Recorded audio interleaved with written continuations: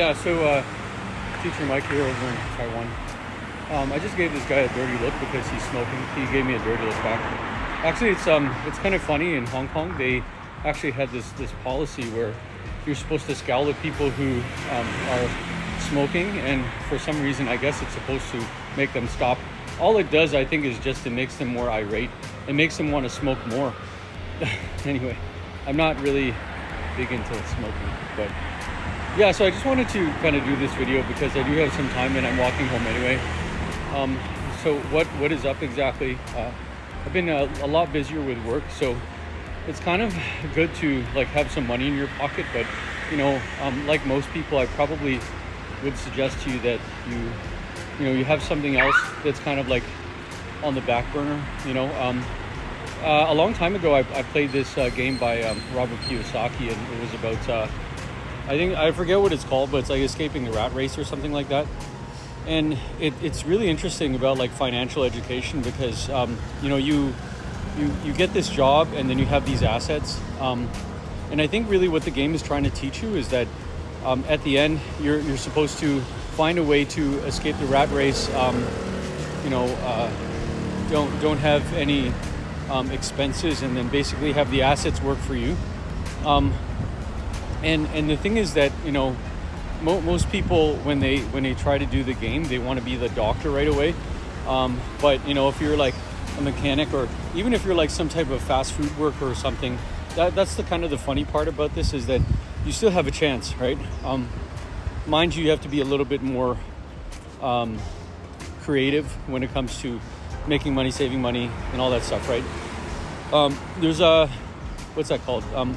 I think it was like Arnold Schwarzenegger or like one of these guys. He was saying about how the hardest thing about making money is making your first million. After that, it's easy.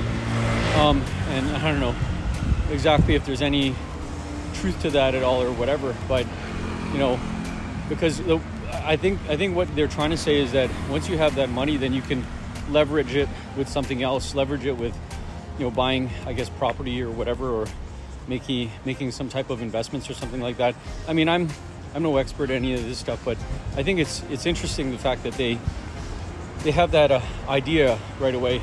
And actually, I think that that guy Schwarzenegger is like he's a very, I don't know if he's a good role model, but he's someone to really follow when it comes to motivation. I stopped that for a second.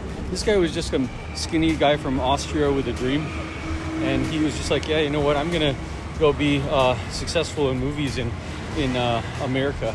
And back then there was I don't know how to say this exactly, but when it came to bodybuilding, it was a lot less strict, so people could, I guess, use substances or like whatever.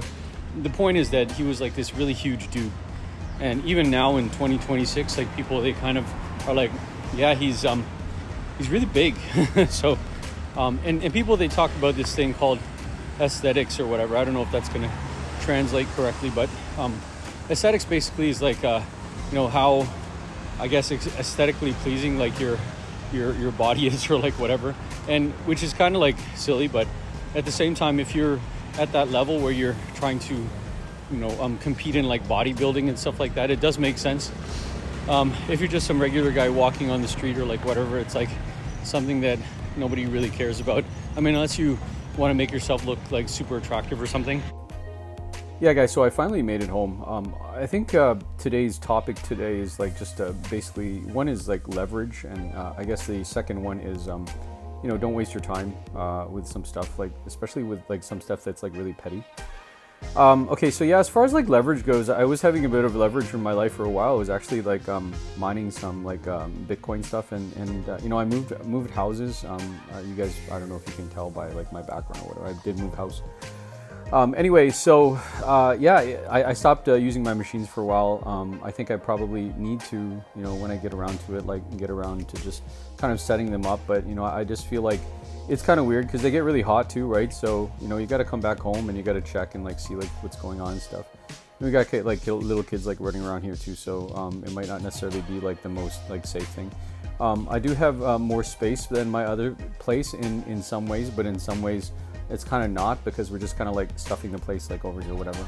So that's like my first thing. My other thing is like I was doing like AI music for a while. I watched this like video, and it kind of changed like my perspective about a lot of things. The thing is that because in the kind of the early parts of I guess we're still kind of in like the early parts of like making AI music, but you could just like make like some like weird track or like whatever, and as long as it like goes viral, then you can make some money off of it. And I did, believe it or not, I had 2 songs, I guess, whatever. One was like some song in like Tagalog, and I honestly I don't even remember what it was about, but it was about like some love or like don't give up or something. And the other one was like just some background music, and it was like really like terrifying. And the thing is that the whole like licensing thing regarding that, this is why you should probably not spend too much time on AI music, is that let's say that your song becomes like super viral, and I don't know if it's gonna like go on like some type of like Billboard chart or like whatever it is, right? But the thing is that at the end of the day, it's AI, so you are sampling like, even if it's like 500 things at the same time. The thing is that the more that you cut it up, and the more that you kind of like sample like all these different things, like people like really won't check, right? But if you've learned anything from I don't know if you guys know what's this guy's name. Anyway, they sampled some stuff from like Marvin Gaye, like in this song, and that didn't really go down very well. It actually, the thing is that they didn't even sample it. It sounded like it, right? So where you can get in trouble with that is that as long as the song sounds like something else, right? But I'm not really worried about that, because even if my song gets like 100,000 streams on Spotify, I think I'm good to go. But it's something kind of just like look out in the future. You might not necessarily have a real I guess future when it comes to like making AI music, but I could be wrong. Maybe you're like some AI superstar or something like that, right? So so like not wasting time. I have been talking with somebody over in like another city, and the way that they talk to me is that they have this like really big dream, and I think it's probably a fault of English or like whatever. I think she's not really saying what she really wants to say to me, but I think the whole thing of like what she's trying to say is that don't waste your time with people that are not going to support like what you're doing or whatever, right?